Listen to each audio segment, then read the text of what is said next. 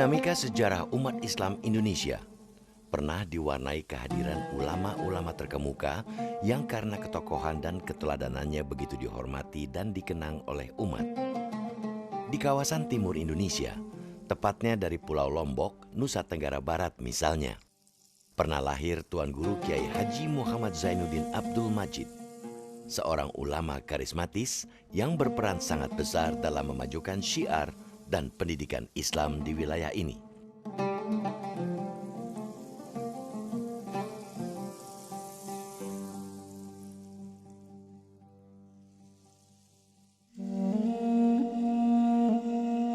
Ini adalah Masjid Lokag, salah satu masjid kuno yang terletak di Desa Sesait, Kabupaten Lombok Utara, Nusa Tenggara Barat.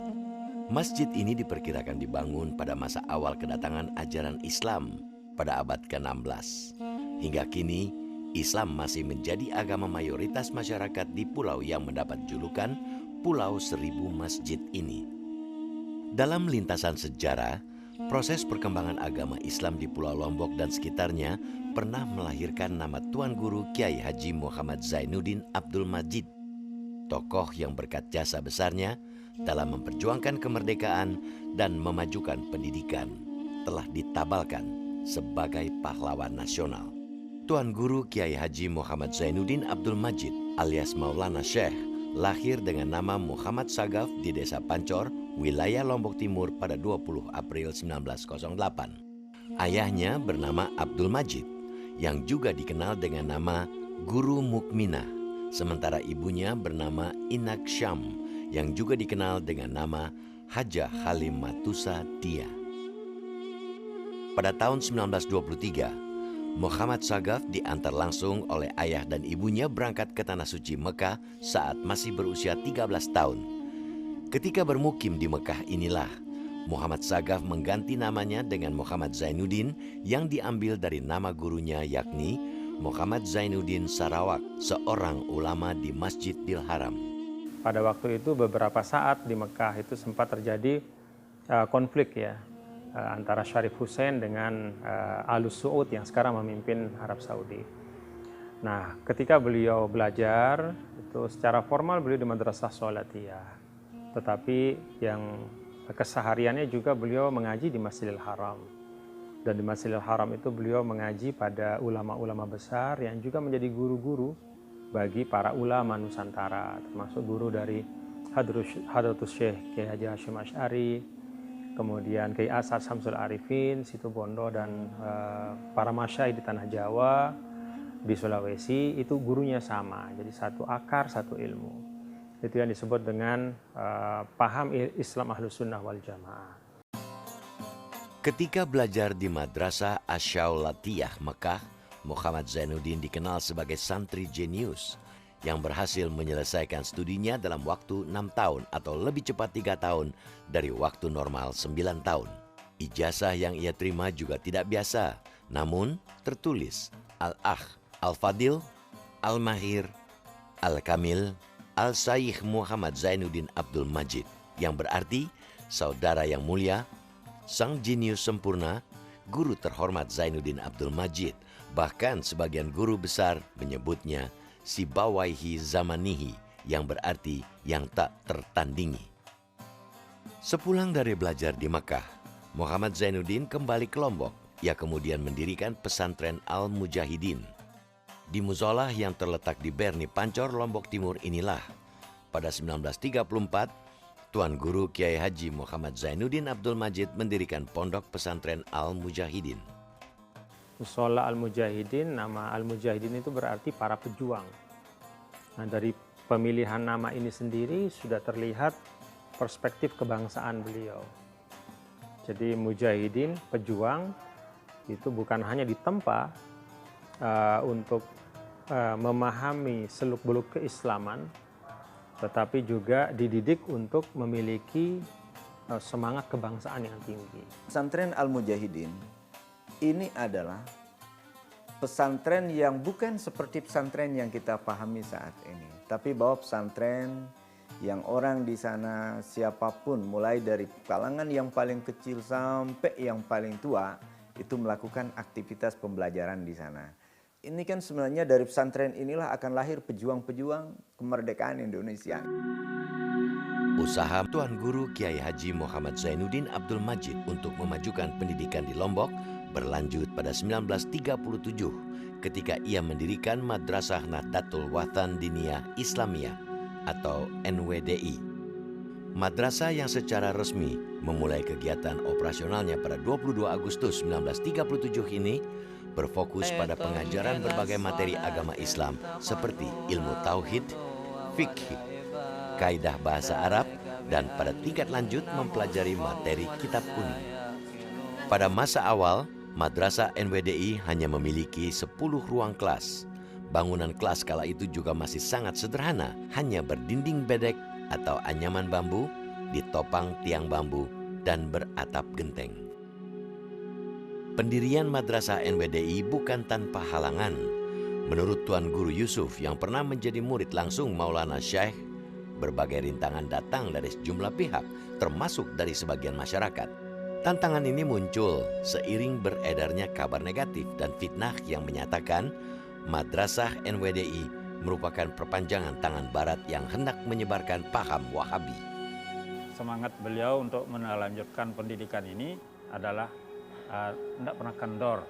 Selalu beliau mampu memberikan penjelasan, walaupun selalu ada silih ganti macam-macam modelannya, tapi alhamdulillah yang pada saat penamatan alumni pertama kali dalam sejarah hanya 5 orang. Kenapa 5 orang? Padahal yang masuk sebelumnya banyak, tapi karena ada doktrin yang masuk sehingga ada yang mencabut anaknya lagi, ditarik. Tidak usah, ini akan jadi bahaya, akan tidak menguntungkan bagi kita, akan menjadi bahkan akan jadi musuh. Itulah yang dialami oleh beliau. Kemudian walau demikian tidak apa, walaupun mereka ada yang tarik anaknya, bahkan ada yang narik wakaf yang telah diserahkan untuk jadi madrasah, jadi bagian dari tempat pembangunan madrasah, ada yang tarik anaknya.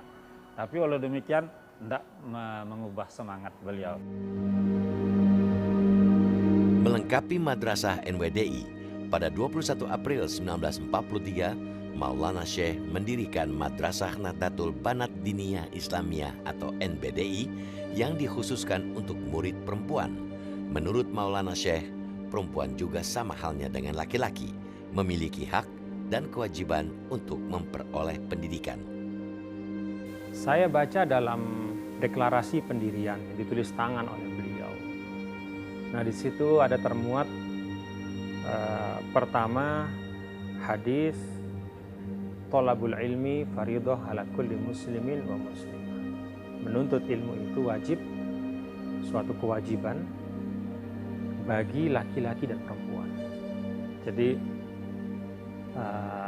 berpengetahuan itu adalah hak sekaligus kewajiban bagi setiap laki-laki dan perempuan. Jadi ada persamaan di situ. Lalu di situ juga di deklarasi yang ditulis tangan itu ada ungkapan An-Nisa imadul bilad. Idza saluhat saluhatil bilad wa idza fasadat fasadatil bilad. Kaum perempuan adalah tiang negara. Kalau kaum perempuan itu baik, maka baik pula negara. Kalau kaum perempuan hancur, hancur juga negara. Lewat lembaga-lembaga pendidikan yang didirikannya, Maulana Syekh tak hanya aktif memajukan pendidikan dan pengajaran agama Islam, namun juga kerap menyelipkan nilai-nilai perjuangan dan patriotisme.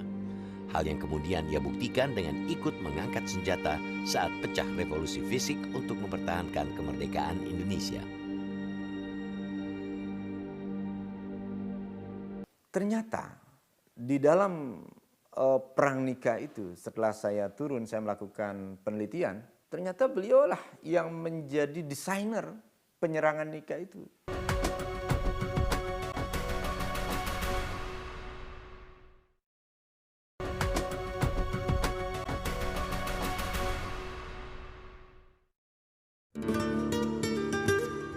Keberadaan lembaga-lembaga pendidikan yang didirikan Tuan Guru Kiai Haji Muhammad Zainuddin Abdul Majid dengan cepat beranak pinak, Banyak lulusan madrasah NWDI dan NBDI di wilayah Pancor, Lombok Timur misalnya, di kemudian hari ikut membuka cabang-cabang madrasah NWDI dan NBDI di wilayah lain. Maulana Syekh ini adalah salah satu tuan guru yang paling berpengaruh di Lombok. Nah, kenapa beliau ini menjadi orang yang paling berpengaruh? Nah, ini kan tidak lepas. Beliau ini ternyata seorang aktivis. Nah, artinya seorang aktivis ini, beliau ini paham apa yang harus dilakukan. Nah, coba dilihat. Di Lombok ini kita melihat hampir di setiap kampung, yang mana kampung itu ada warga NU, maka di kampung itu pasti ada madrasah.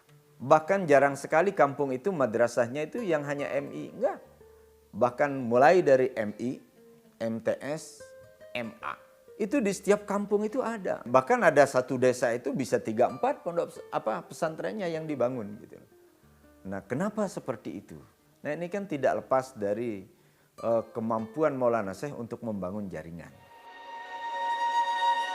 Keberadaan banyak madrasah NWDI dan NBDI tak hanya digunakan Maulana Syekh untuk mengajarkan berbagai ilmu agama, namun juga dijadikan tempat untuk menanamkan jiwa patriotisme serta semangat pantang menyerah.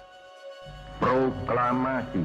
Ketika berita tentang proklamasi kemerdekaan Indonesia sampai di wilayah Sunda Kecil atau Lombok pada bulan Oktober 1945, Tuan Guru Kiai Haji Muhammad Zainuddin Abdul Majid langsung menyatakan dukungan terhadap kemerdekaan Indonesia.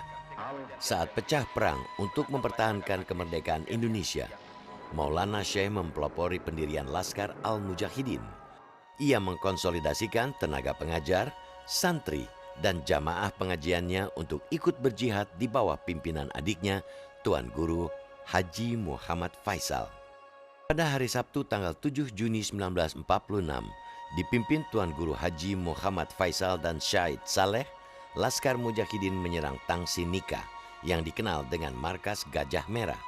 Dalam serangan ini, Tuan Guru Haji Muhammad Faisal dan Syahid Saleh gugur.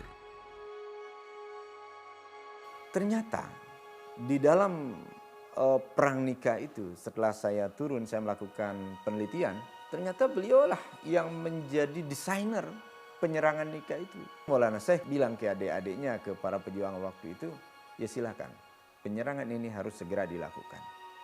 Nah, setelah mereka rapatkan, nah kemudian diputuskan, nah setelah mereka rapat, kemudian baru mereka menghadap ke Maulana Syekh.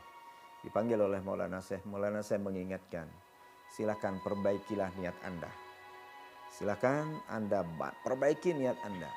Jangan sekali-kali kalian keluar dengan berpikiran bahwa saya ini keluar berjuang untuk mendapatkan sesuatu. Enggak, tapi keluarlah dengan niat ingin menegakkan ajaran Islam. Menegakkan ajaran Allah. Agar ketika kalian meninggal, maka kalian meninggal. Matinya mati saya. Setelah pengakuan kemerdekaan Indonesia, Tuan Guru Kiai Haji Muhammad Zainuddin Abdul Majid meneruskan kiprahnya dalam memajukan dunia pendidikan. Kala itu, lembaga-lembaga pendidikan yang didirikan Maulana Syekh berkembang pesat. Pada tahun 1953 misalnya, jumlah madrasah NWDI dan MBDI di wilayah Lombok mencapai 66 cabang. Perkembangan pesat ini mengilhami Tuan Guru Kiai Haji Muhammad Zainuddin Abdul Majid untuk mendirikan organisasi kemasyarakatan Nahdlatul Wathan pada tanggal 1 Maret 1953. Selain bergerak di bidang pendidikan, organisasi masyarakat ini juga bergerak di bidang sosial dan dakwah Islamiyah. Beliau beberapa kali menyampaikan di pengajian dan juga dalam halakoh-halakoh terbatas bahwa Nahdlatul Wathan itu dijadikan sebagai nama sekolah dan kemudian nama organisasi untuk menggambarkan bahwa antara kebangsaan dan keislaman itu adalah dua hal yang tidak bisa dipisahkan. Jadi Nahdlatul Wathan adalah kebangkitan tanah air. Jadi beliau sering menyampaikan bahwa kita ini berislam bukan di ruang hampa, tapi di ruang yang namanya Indonesia. Jadi batu uji keislaman kita adalah sejauh mana kita bisa memberikan manfaat untuk bangsa ini. Sejak tahun 1955, Tuan Guru Kiai Haji Muhammad Zainuddin Abdul Majid juga aktif di dunia politik setelah terpilih sebagai anggota konstituante mewakili Partai Masyumi dari Provinsi Sunda Kecil. Selama menjadi anggota konstituante, ulama karismatis yang juga kerap dijuluki Tuan Guru Pancor ini aktif bersidang dan tinggal sementara di Bandung, Jawa Barat. Beliau tahun 1955, beliau menjadi anggota konstituante perwakilan dari Partai Masyumi ketika itu. Nah, kita tahu Partai Masyumi ini adalah partai yang tentu berasas pada Islam. Itulah yang menyebabkan kenapa Maulana Syekh memilih Partai Masyumi. Beliau menyebutkan beliau adalah satu visi, satu misi dengan Masyumi tentang bagaimana memperjuangkan Islam. Dan beliau menggarisbawahi kenapa Masyumi. Ini adalah partai yang menurut beliau sangat tetap lantang mengkritisi berbagai kebijakan pemerintah dengan asas Islam tadi. Itu yang membuat beliau memilih Partai Masyumi. Ketika berbagai manuver politik terjadi di internal Partai Masyumi dan mulai membatasi langkah dan bahkan mengebiri perannya di konstituante, Maulana Syekh pernah menuangkan berbagai kritiknya dalam karya lagu maupun syair. Salah satunya dalam kumpulan syair Wasiat Renungan Masa. Pada masa kekuasaan Orde Baru, Tuan Guru Kiai Haji Muhammad Zainuddin Abdul Majid meneruskan kiprah politiknya dengan mendukung golongan karya atau Golkar. Meski tidak menjadi pengurus langsung, Maulana Syekh aktif berkampanye untuk memenangkan Golkar di Provinsi Nusa Tenggara Barat. Pada masa ini, Tuan Guru Pancor juga terpilih sebagai anggota Majelis Permusyawaratan Rakyat atau MPR dari utusan daerah selama 2 periode hingga 1982. Ketika beliau dulu sempat aktif di Golkar ya di awal-awal itu adalah bagian dari upaya beliau untuk mencoba rekonsiliasi ya. Karena waktu itu kan Golkar dengan sekbernya itu hadir sebagai dalam tanda kutip antitesa dari partai politik yang ada. Jadi kalau sebelumnya terfragmentasi dalam kelompok-kelompok partai politik yang berlawanan satu sama lain, maka kemudian ketika Golkar itu hadir pada waktu itu dipahami sebagai bagian dari menghadirkan satu pendekatan baru di dalam politik kebangsaan. Nah, beliau ikut di situ. Dan saya lihat kiprah beliau ya memang semuanya orientasinya adalah orientasi bagaimana mengokohkan Indonesia dan mencari titik temu ya dari kekuatan-kekuatan politik yang ada. Yang paling kita teladani itu yang bisa kita teladani itu sangat banyak dari tingkahnya beliau setiap harinya itu beliau itu kayak gimana ya? Pokoknya suri tauladan kita.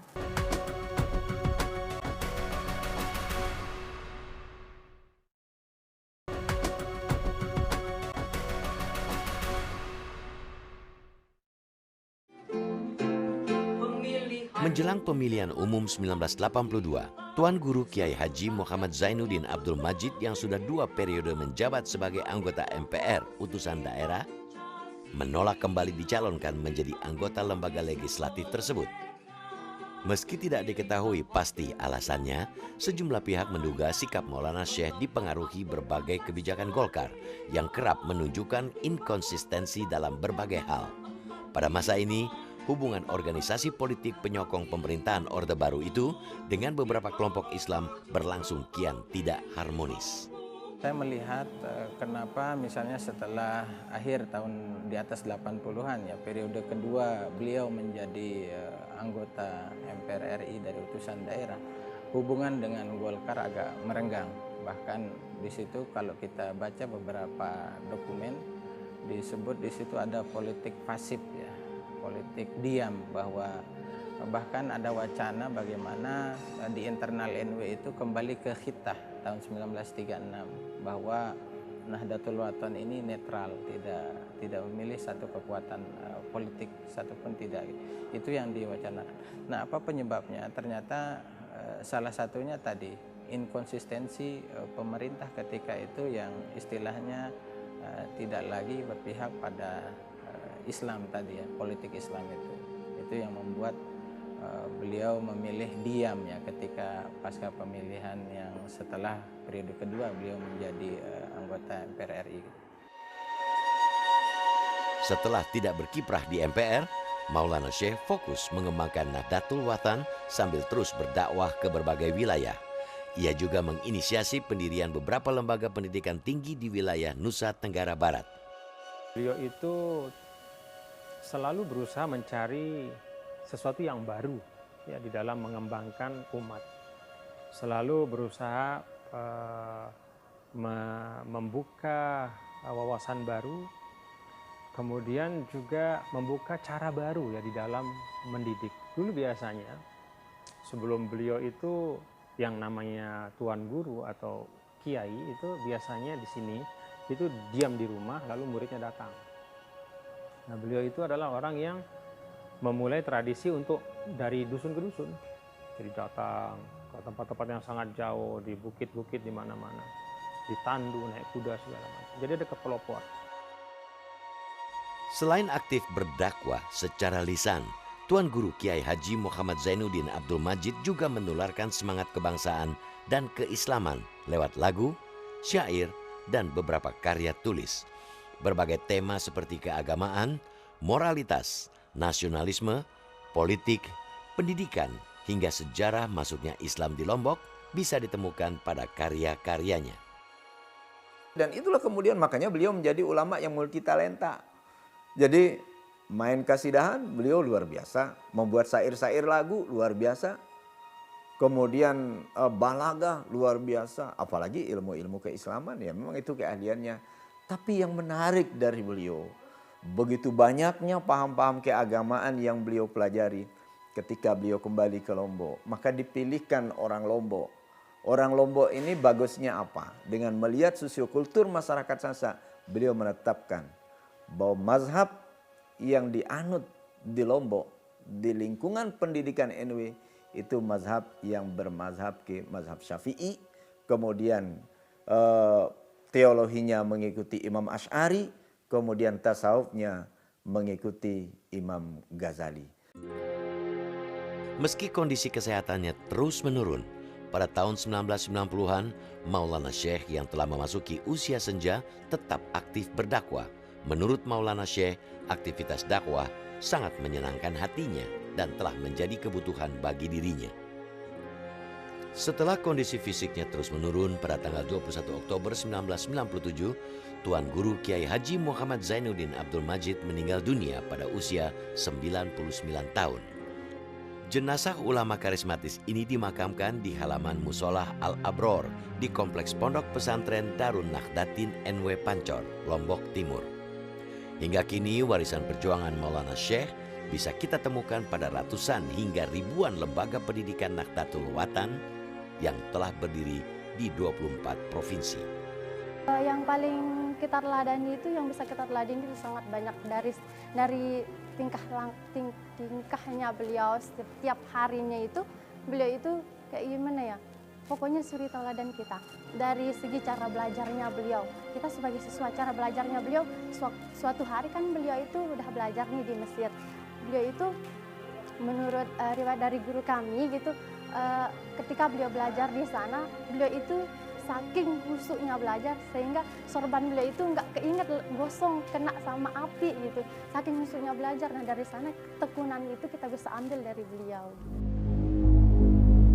Atas jasa-jasanya di bidang pendidikan, sosial kemasyarakatan, serta perjuangan kemerdekaan pada tahun 2017, Tuan Guru Kiai Haji Muhammad Zainuddin Abdul Majid ditetapkan menjadi pahlawan nasional oleh Presiden Joko Widodo. Pada sosok Tuan Guru Kiai Haji Muhammad Zainuddin Abdul Majid, kita tidak hanya menemukan kecemerlangan cahaya ilmu seorang ulama, namun juga merasakan kehangatan sikap seorang guru dan orang tua yang selalu bisa menjadi matahari teladan bagi setiap murid dan anak-anaknya. Guruku adalah matahari. Kenapa matahari? Beliau sudah menyampaikan bahwa matahari itu menggerakkan ya, dan menggerakkan dan menghangatkan. Jadi menggerakkan,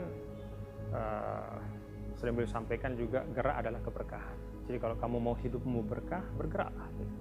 Menghangatkan artinya selalu membangun, menghidupkan hal-hal yang kadang dilupakan oleh orang. Sehingga beliau itu kalau berdakwah tidak dengan bahasa atau teori-teori yang rumit, tapi hal sederhana yang sering kita lupakan. Saya pernah ikut 3 tahun, beliau itu hanya mengajarkan mengucapkan salam dengan baik. Assalamualaikum. Jadi beliau katakan bahwa di dalam salam itu pelajarannya lengkap sekali, bagaimana membangun hubungan sosial yang baik. Tapi selama ini kita hanya memaknakan itu sebagai sekedar basa-basi saja. Nah, itu yang terus beliau revitalisasi bahwa hal-hal yang selama ini kita abaikan seringkali di dalamnya itu sesungguhnya mengandung nilai-nilai yang luar biasa.